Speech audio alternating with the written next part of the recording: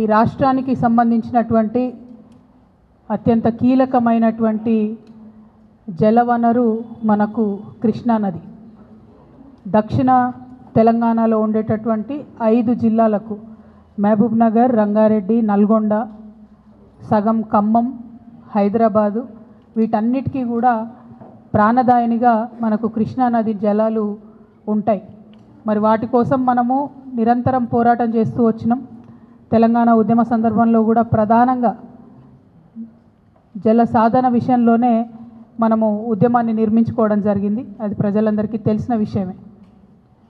అదేవిధంగా ఉమ్మడి ఆంధ్రప్రదేశ్ ఉన్నటువంటి సందర్భంలో కూడా నదీ జలాల పంపిణీ విషయంలో, ప్రత్యేకించి కృష్ణానది విషయంలో కూడా మరి అనేక సందర్భాల్లో చర్చించి ఫైట్ చేసినటువంటి విషయాన్ని కూడా ప్రజలందరూ గమనించుకోవాలి.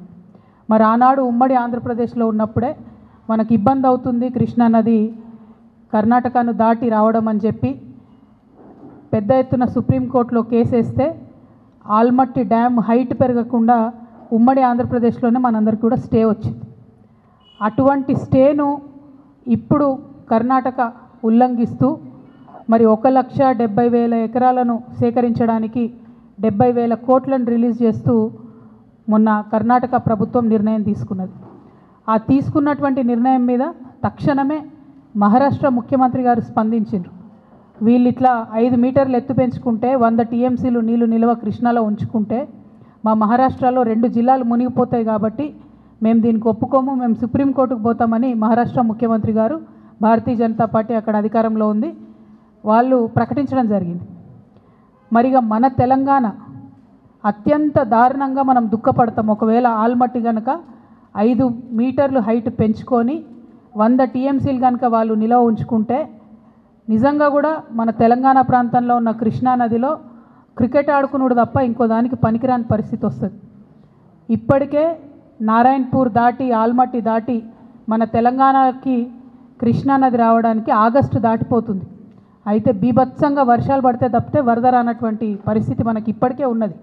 అటువంటిది ఇంకొక 5 మీటర్లు పెంచితే 100 టీఎంసీలు నిల్వ ఉంచితే కృష్ణా నది అనేటటువంటిది కనుమరుగయ్యే పరిస్థితి కనబడుతుంది.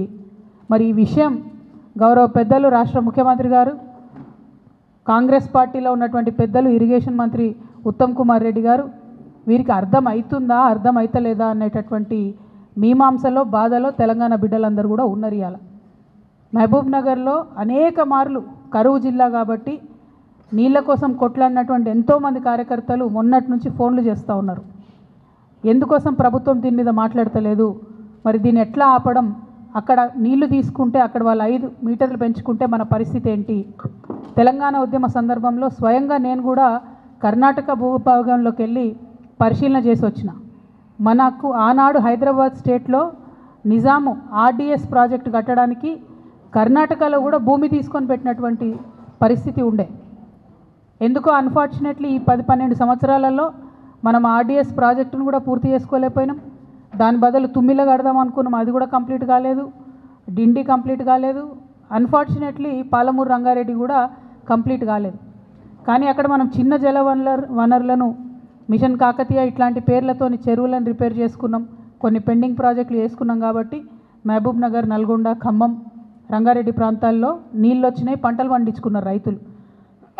కాకపోతే నిజంగా కృష్ణానది మీద అచ్చంగా ఉన్న ప్రాజెక్టులు ఎందుకో 12 ఏళ్ళైనా కూడా సరిగ్గా పూర్తి కాలేదు. మరి పాలమూరు పూలిబిడ్డనని చెప్పుకునేటటువంటి ఈ ముఖ్యమంత్రి గారు కూడా కనీసం పాలమూరు రంగారెడ్డి ప్రాజెక్టు కోసం ఒక్క పైసా కూడా ఇప్పటివరకు నిధులు ఇవ్వకపోవడం అన్నది పాలమూరు మీద ఆయనకు ప్రేమ లేదనే విషయాన్ని స్పష్టంగా తెలియజేస్తున్నది. ఇంకొక పక్క పాలమూరు జీవదాయిని అయినటువంటి కృష్ణానదిని కర్ణాటక వాళ్ళు ఆగబట్టుకుంటుంటే మాట్లాడలేనటువంటి అసహాయ స్థితి ఏమిటి.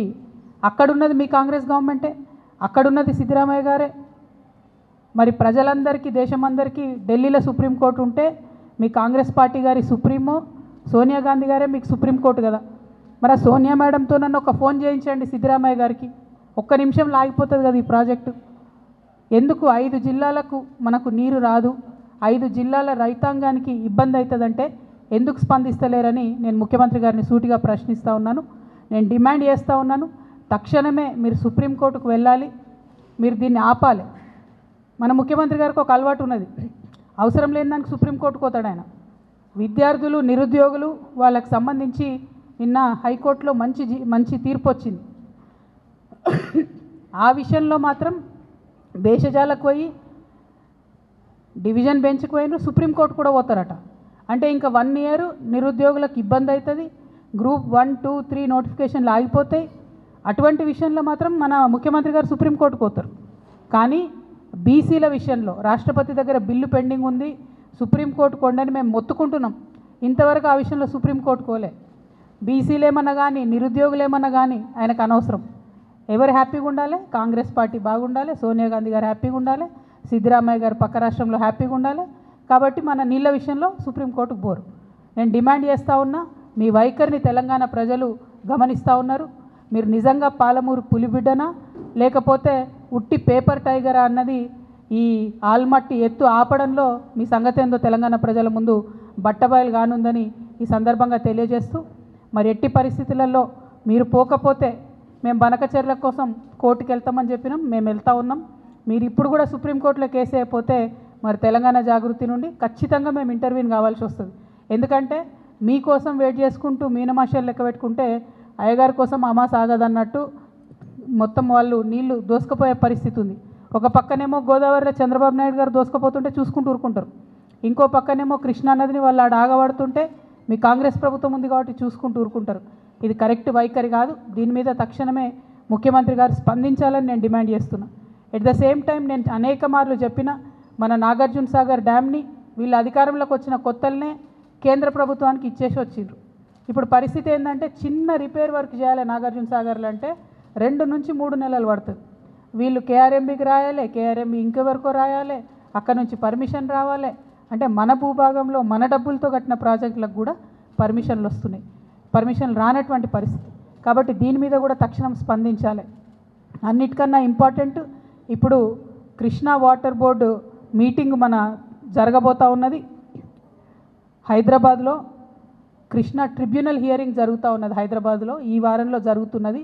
నా డిమాండ్ ఏంటంటే ఆల్మట్టి ఎత్తు పెంచుతున్నటువంటి ఈ క్లిష్ట సమయంలో ఉత్తమ్ కుమార్ రెడ్డి గారు కాదు, వారితో పాటు రాష్ట్ర ముఖ్యమంత్రి హోదాలో రేవంత్ రెడ్డి గారు కూడా అటెండ్ అవ్వాలి. మీరు అటెండ్ అయితేనే మనకు రావాల్సినటువంటి న్యాయం జరుగుతుంది, మనకు దక్కాల్సినటువంటి వాటా దక్కుతుంది. మీ సిన్సియారిటీ ఏందో కూడా ప్రజలకు అర్థమవుతుందని చెప్పి ఈ సందర్భంగా నేను డిమాండ్ చేస్తూ ఉన్నాను. మరి తెలంగాణ జాగృతి పదే పదే చెప్పిన విషయం మళ్ళొకసారి గుర్తు చేస్తున్నా. ఇదంతా ఎందుకు జరుగుతుందంటే నీళ్ళ విషయంలో ఆంధ్రాలో పనిచేసినటువంటి ఆదిత్యనాథ్ దాస్ గారిని తెలంగాణకు అడ్వైజరీగా పెట్టుకున్నప్పటి నుంచే ఈ ఇబ్బందులన్నీ జరుగుతున్నాయి. వారిని తక్షణమే తొలగించండి. వారికి మన తెలంగాణ మీద ప్రేమ ఎందుకుంటుంది? కనీసం మీకుందని మీరు నిరూపించుకోండి, మీరు ఆలోచన చేయండి, కృష్ణానదిని కాపాడండి అని చెప్పి నేను ప్రభుత్వాన్ని డిమాండ్ చేస్తూ ఉన్నాను. Thank you. జై తెలంగాణ, జై జాగృతి. Krishna thank you. జై తెలంగాణ.